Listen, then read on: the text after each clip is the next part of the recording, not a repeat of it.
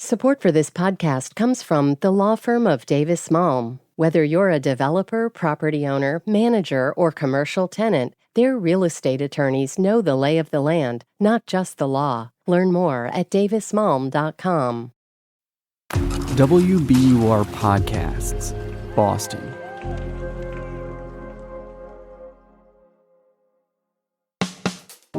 I'm Daryl C. Murphy, and you're listening to The Common. State House News Service reporter Sam Drysdale, welcome to The Common. Hi, thanks so much for having me. Yes, indeed. Thank you for coming through. So you listened in on a public meeting last week between Boston City Council and Mayor Wu's office where a proposal for guaranteed basic income for the city of Boston was brought up. Sam, start us off by telling us what exactly was proposed at that meeting. Sure, yeah. So this was a hearing in front of the city council. They're considering what they're calling a guaranteed basic income program, which would give essentially cash handouts to people who are below the poverty line in Boston. This is an idea that has been floated in lots of cities around the country. There are a few dozen cities who are piloting similar programs right now. And the idea is that if lower income folks who live in Boston have access to a certain amount of cash every month, it's usually, a few $100s or so, then they can have their basic needs met and be able to build their wealth from there. Where did this idea come from, this idea for a guaranteed income program here in Boston? So this was a program that economists have been talking about for a few years that might be a solution or part of the solution to poverty. And a coalition of groups filed a proposal to the city council over a year ago now. So Councilor Kendra Lara, who's one of the supporters of this idea, called for this hearing in front of the city council this week just to see how the status of that proposal was going and get an update from the Wu administration on whether they think that getting a program like this running is possible. Sam, do we have a picture of who is living under the poverty line in Boston? Yeah, absolutely. The estimate is that 18% of Boston city residents live below the poverty line. And this year, the federal poverty line is $30,000 a year for a family of four. So these are, pretty dire circumstances that close to a fifth of Boston residents are living in. And even more so, 1/3 of children in Boston are estimated to live below the poverty line. And the proposal for the hearing says that, these are individuals who have health risks. People in poverty are more often to have elevated heart disease, diabetes, higher rates of infant mortality, undernutrition, and women ages 18 to 24, the largest demographic of people who live in poverty in Boston. It's about 121,000 people, and most of them are people of color. Councilors who are in support of this program, which includes 7 of the city councilors, which is, a pretty large amount of the council, say that a program like this would help these folks pay for things like groceries or daycare, basic needs that everyone needs to have met. Now let's get into how a program like this could work in Boston. Now we have examples in Chelsea, in Cambridge. So break down what a guaranteed basic income would look like here in the city of Boston. So something that councilors who are in support of the idea spoke about is that we do have examples of pilots right in neighboring cities in Boston. So in Cambridge, there's a pilot program for low-income families who are below 250% of the federal poverty level. They're receiving $500 a month. They can receive $500 a month for 18 months as part of Cambridge's pilot, and they're testing that out to see if they can make this program permanent. That commitment has cost the city $22 million, according to Cambridge. And then in Chelsea, the city started providing a guaranteed basic income for folks who were below the poverty line and weren't able to work during COVID. The program was so successful that they brought it back earlier this year. So Boston is kind of looking to Chelsea and Cambridge to see what they're doing and if something similar would work in Boston. But The details of that proposal are still very up in the air.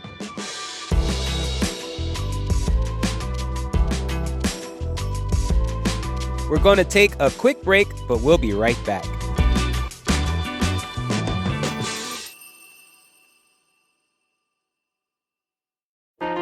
Politics has never been stranger or more online, which is why the politics team at Wired is making a new show, Wired Politics Lab.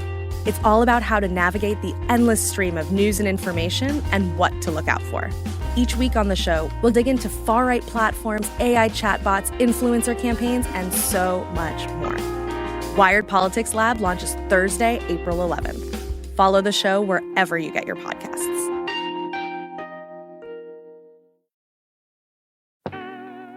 And we're back with more from Sam Drysdale of State House News Service. What was the energy like in receiving this proposal? Yeah, so WU officials seemed excited about the proposal. They said that they see this as an opportunity to lift people out of poverty. Councilor Laura, she said, that there is an expense to the program, obviously, but also there's an expense to not helping people out of poverty and, what it costs the city to have to, take care of this population of people who are suffering from their economic situation. And Councilor Coletta made a point of saying that it's not a new radical concept, UBI, and she said that it gives people the dignity of choice that they, typically have to choose how to spend their money to survive, and this gives them more choices. The officials from the administration seemed receptive of that and also seemed to think that there was an opportunity in Boston for a program like this. We actually have a cut from Mayor Wu talking about the idea on Radio Boston last week. Here it goes. I hesitate to enter into one more experiment for a very small number of families just to add to the list of times that we could say across the country, turns out that people do spend this on things that they need, like medical care and food and basic necessities. How do we get something that we can actually sustain and scale and touch everyone? And with that, for me, what comes to mind is the bus pilot program that made the bus routes, the 23, the 28, and the 29, free. And this was a bus pilot program that Mayor Wu championed. Did that come up at all or have any sort of influence on this proposal?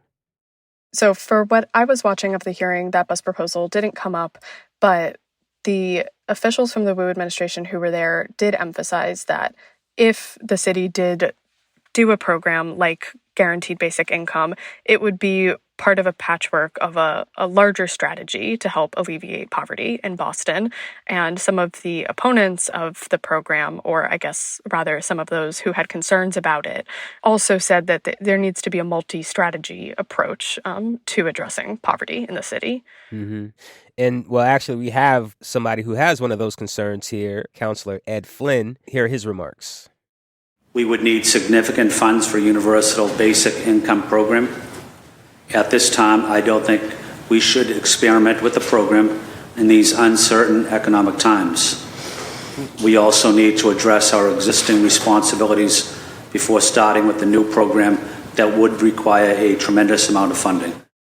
And so, with that said, how likely is it that this type of proposal, a guaranteed basic income, will become a reality in Boston? What are some of the hurdles that are facing it?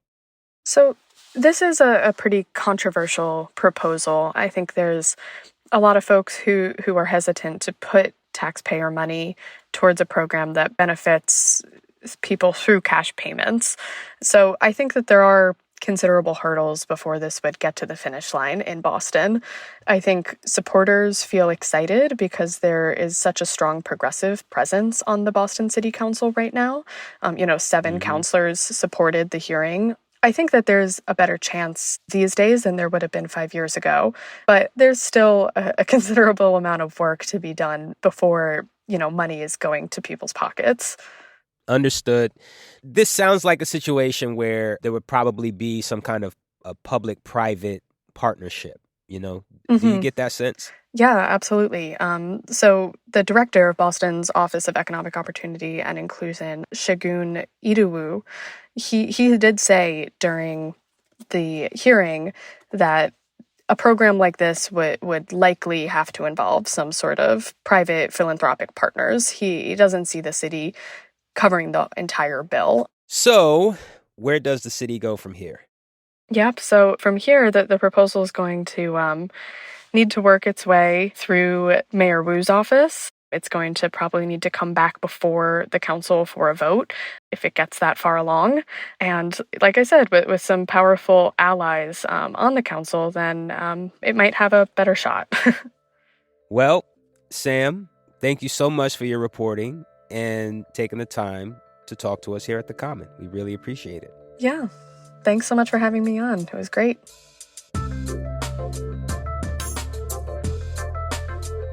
That's State House News Service reporter Sam Drysdale. And that's our show for today. Thank you so much for listening to The Common. If you want to read more about the proposal for guaranteed basic income in Boston, you can head on over to WBUR.org and look for Sam's story, Boston Way's Guaranteed Basic Income Program for Those Just Surviving. And if you want to get in touch with us, hit us up on Instagram at WBUR The Common. You can also send us an email at thecommon@WBUR.org. I'm Daryl C. Murphy, and I will talk to you tomorrow.